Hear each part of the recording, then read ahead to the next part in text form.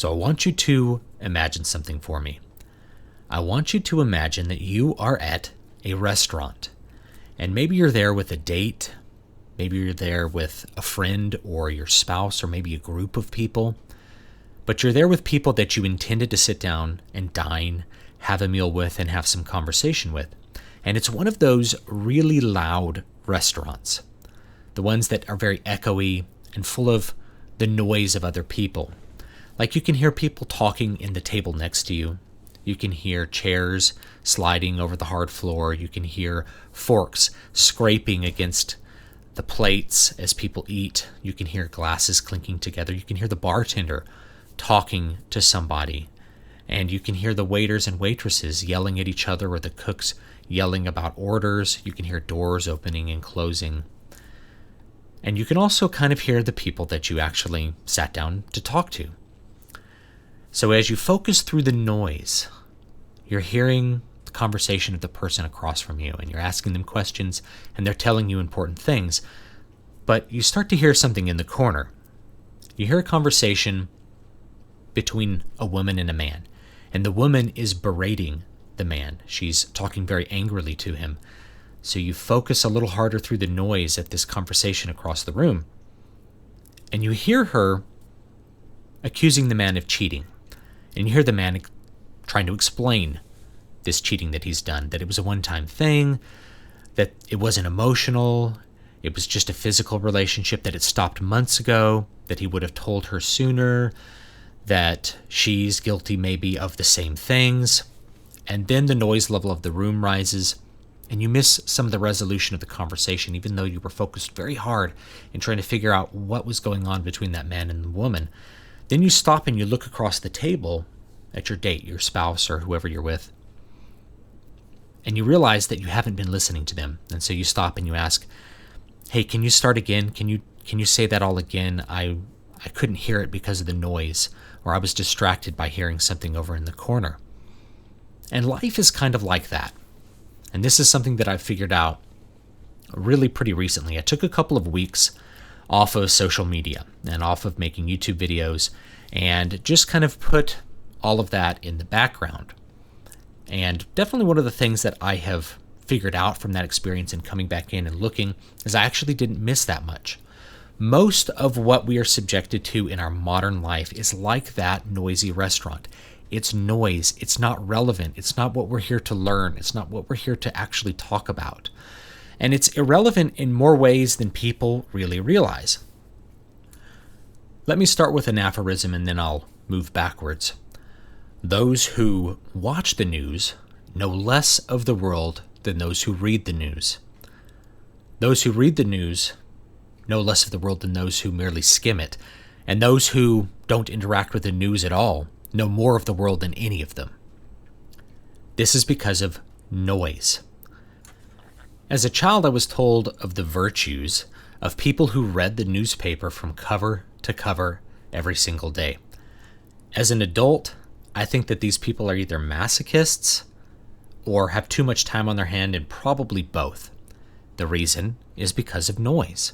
The adults around me when I was a kid promoted reading the newspaper as some sort of exercise in erudition, but that's not really the case. First of all, most of the information you get in a news cycle will become outdated within a number of hours, meaning the time you spent gathering that information was mostly wasted.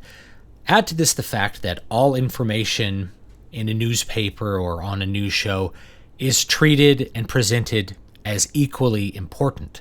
So as you consume it, most of it, which is noise, drowns out the small amount of information that would actually be relevant to you. Actually, it's worse than that, because if you spend time reading newspapers or watching the news, which is far worse, you're essentially just subjecting yourself to lies. I think a journalism major, a journalism degree, is essentially a certification in lying within a particular rule set called libel. If you don't believe me, you can go back and look at some of my content that I've made explaining how news agencies do this. One of the things that they do is they omit critical pieces of information or use the passive voice to skim over critical pieces of information and allow the viewer or the reader to construct a narrative which is quite different from the subtlety of reality, and in many cases is just outright false. But I digress. My main point is that this information, besides being possibly false, is completely irrelevant to your existence, whether true or false. But let's pretend that there is some really important piece of news that's going on Fox News or is in the New York Times. You go out in the world and you interact with people every day. They might ask you, have you heard about this important thing? And you say, no, I don't watch the news and I don't read the news. And then they proceed to inform you of the important piece of news that they heard. Right away, you've allowed another person to do all your filtering for you, and you've still received the news that is important. And the thing is, the more specialized the news, the more likely you are to hear it through a different source besides the news. Something that's relevant to your profession will likely be talked about in the social circles of that profession, but may not be picked up by the media. Sometimes the media likes to talk about things that might seem interesting. Let's suppose that there's a bovine flu that's killing all the cows. Is that really relevant to your existence? You might say, well, yes, because that might raise the price of steak and I might need to adjust my household budget. But the thing is, if you go to the store and the steak is more expensive, the price has already communicated all the relevant information for you as a consumer when it comes to buying steak. And this is something that Hayek talked about 100 years ago, really, at this point.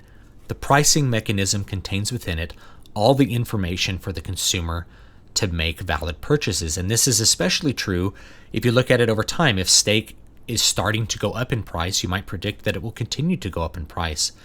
People trade futures behind the scenes, and all this gets distilled down into one piece of information: the price of steak. But what if you're a cattle rancher?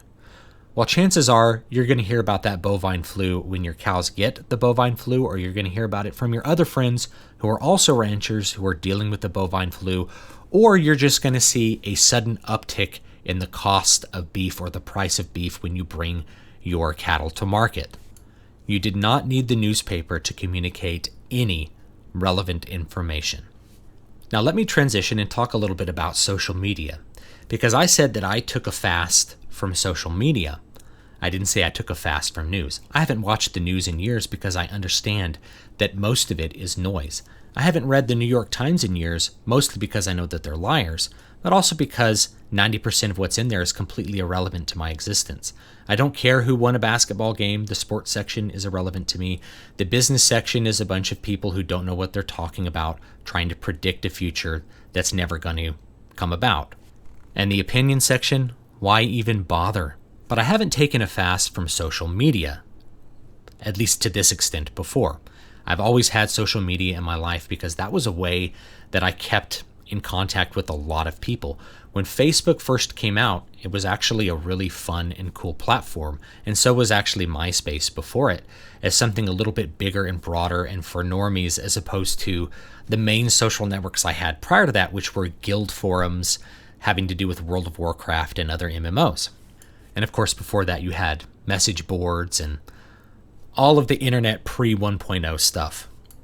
Now, over the years, I've seen the degeneration of social media from a place where people could stay connected with one another, have fun, share interesting things about their lives, into something that was really designed to serve the needs of advertisers and corporate interests, explicitly at the expense of its users and at the expense of content creators. And Facebook is definitely the biggest culprit in this particular case.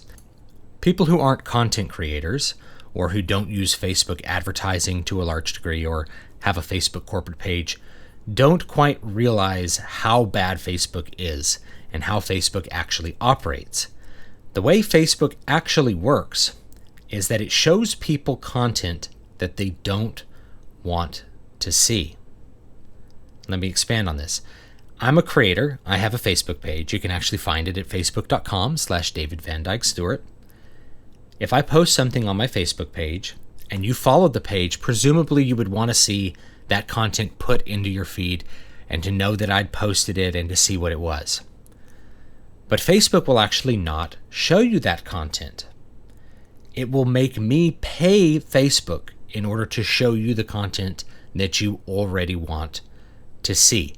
It charges the creator, it charges the page manager to promote the page. And it's also going to show the page to a bunch of people who don't follow the page and don't want to see the content. So it's monetizing showing the content to some people that want to see it and to a bunch of people who don't want to see it. Meanwhile, the user is being fed a large amount of information based on the amount of money being funneled into Facebook, not how much they actually want to see that content. Occasionally you see users complaining that they need to bring the old feed back. A lot of people don't even remember the old feed at this point. They've forgotten what it was. At one point in time, you saw everybody's posts listed in chronological order, and you could scroll through them that way. You didn't see them in this highlighted random order. To the user, it seems random, but behind the scenes, it's far from random. Those posts are put in an order based on how they're going to engage the viewer, how they're going to engage the reader, and they do it in a variety of different ways. If somebody posts an article from Huffington Post, for example, Huffington Post is paying Facebook to promote that article, and they'll promote it directly through Huffington Post page. Somebody who follows Huffington Post will repost the article, and then it shows up in your feed as part of that monetization scheme. But if it's something you specifically don't like, something that makes you anxious or makes you upset, your friend is posting an SJW article and you're a conservative, that actually is a high degree of engagement. It makes you comment, it makes you read the article. So the anxiety and the anger that's provoked from people is actually one of the strongest ways to get people to interact with content. I've talked about this from a story writing perspective. There's 4 basic emotions: sad, mad, glad, and scared. Scared is by far the most powerful emotion for affecting a person in the moment, with the other emotions taking precedence over longer periods of time. So if you want to get somebody's attention now and get that click and get them on the article and generate some ad revenue for everybody involved, you want them to feel anxious, fearful, or angry. Anger is the next one closest to fear. So if you're ever getting on Facebook and you see a bunch of articles that make you mad, posted by former friends that you went to college with, that make you mad or make you upset, or you see articles about something really bad happening that makes you scared. Somebody posts an article about there's an E. coli outbreak in broccoli in your state. You're going to want to click on it and see it. That's an anxiety response. It's a fear response, and it's there to make money. So Facebook makes money by making you feel bad. Add to this the profound difference in modes that people engage in between social media and physical, actual, real life where they're sitting across the table from another human being. They act completely differently because it's not social, because there's a separation. You're not seeing a person and how they feel about what you're saying. And you're also not sitting in front of another human being with a Huffington Post article open, talking about the talking points in the Huffington Post article or the New York Times article or the video on YouTube that made you really upset or really got you excited to share it on Facebook. None of those things are part of an authentic human interaction involving information, like what you had in antiquity, where people would meet up, come from one town over, discuss the important events, what happened in the other town. News was a conversation. But it's still using that same mode, that social mode. Essentially, Facebook is abusing your social relationships to sell you advertising, to make you feel bad, to make you click things that you really aren't interested in, and which amount to, you guessed it, noise. There are apparently some other negative emotional effects that come with using Facebook, particularly because the information filtering mechanism for the actual personal information tends to skew what you see of the other people. You see a highlight of other people's lives. It looks like they're having a very fun, fulfilling, and enjoyable life, and you don't see their struggles. This can lead to somebody judging negatively their own life because they have a constant stream of comparison with other people. And indeed, Facebook can be addictive because of the endorphin rush that happens with people liking photos and sharing photos and commenting. All of this is by design to make you feel like you need to always be on Facebook, either because it gives you some positive endorphin when people are paying attention to what you're posting, or because it makes you feel anxious, fearful, and angry, which makes you want to come back in and makes you want to actually interact with the content. Those things go together and they're mashed together very, very tightly. The solution, of course, for all of this is to step back and stop interacting with media that you don't like and which you know contains mostly noise. Stop using Facebook. Stop using Twitter. I stopped using Twitter as well. And instead, have a direct and authentic engagement with somebody in your life. Take them to lunch. Call them on the phone. Do something that isn't being filtered through a large cache of information, an overwhelming amount of information. So much information that you can't possibly know without living an authentic life what information is going to be relevant to you and what information is not. In fact, the more time you spend away from Facebook, the more you'll be able to look and glance at what's there and know whether it's anything that has any kind of bearing or relevance to you. Not watching cable news, not reading newspapers, that should go without saying. But the social media is the big thing because all of the old corporations, all of the old media are pushing their way into this newer social media, including YouTube, to get attention from people and to start provoking these same emotional responses, get people engaged and watching their content instead of going out and living their lives. Of course, the noisier it is, just like in the restaurant, the louder you have to shout. The more media companies have to lean heavily on provoking fear, provoking anxiety, provoking anger, in order to gain the attention that they used to get automatically. Now, I'm aware being on social media, creating content, I might be contributing to that noise on some level. But something I've tried to do on my channel is always provide content that if you were to watch it 4, 5, 6 years from now, as many of my more popular videos are watched years after I've produced them, the content of them is still relevant to you and is still worth listening to. If I make a classical guitar video, classical guitar technique has not changed very much in the last 100 years. Chances are you could watch one of those videos 20 or 30 years from now and my information will still be valid.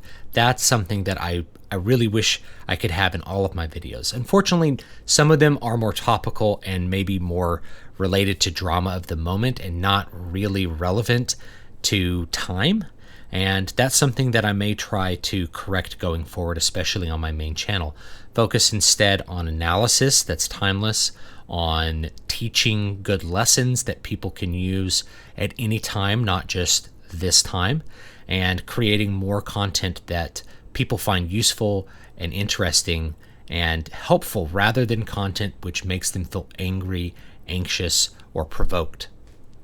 Just to put something in perspective, the O.J. Simpson trial was 474 days long and was largely televised. And in fact, I knew people who would watch the trial every single day. And I remember a TV being wheeled in to my classroom when the verdict was going to come in, and how shocked everyone was to see the verdict because there'd been so much time spent by everybody, including the kids, watching either the highlights of the trial on TV or watching the live recordings of the trial itself. If that time had been spent better, because the result of the trial ultimately has little to no impact on anybody, and watching the trial didn't really teach most people any valuable lessons. If you had spent that time doing something else, you could have read the entire catalog of work of St. Thomas Aquinas, everything by Aristotle, everything by Plato. You could have read the Bible several times over. You could have read everything ever written by J.R.R. Tolkien or C.S. Lewis, probably everything by Alexander Dumas or Charles Dickens, because it was over 3,000 hours that trial took place. So consider what you want to spend your time on, because it all comes down to the most limited resource, which is actually not money, but time. Time is the only thing which you can't get more of in life. So please join me in filtering out some of the overwhelming noise that assaults us every day. Try turning off your TV. Don't watch any more news. That should go without saying. Consider reducing your social media usage significantly. Try deleting the apps off your phone, if not deleting your account. I haven't deleted my Facebook or Twitter account because I use those accounts to interact with subscribers, but I don't like to use those platforms personally on a daily basis for my own enjoyment. It's far too noisy and it's a distraction, just like at that restaurant. It's too noisy to hear your partner, and what you do hear is a distraction from what you're actually there to do. So consider doing those things, and I think that will have some immediate benefits. Certainly you won't be subject to any of the negative feelings you may feel looking at Facebook. And you will probably have more fulfillment because you'll have more time to learn about the things which matter to you and to do the things which really matter to you. I'd like to leave you with a quote by St. Thomas Aquinas. Fear is such a powerful emotion for humans that when we allow it to take us over, it drives compassion right out of our hearts. Thank you so much for listening. You can find me at dvspress.com, davidvstewart.com. Follow me at gab.ai/davidvstewart. Twitter, I'm David V. Stewart. Facebook.com/David Van Dyke Stewart if you want to find me on all of those social media platforms. I will use them to engage with you, but I don't really use them personally anymore, and I recommend that you have a similar approach. I appreciate you all, and I hope you'll have a great day.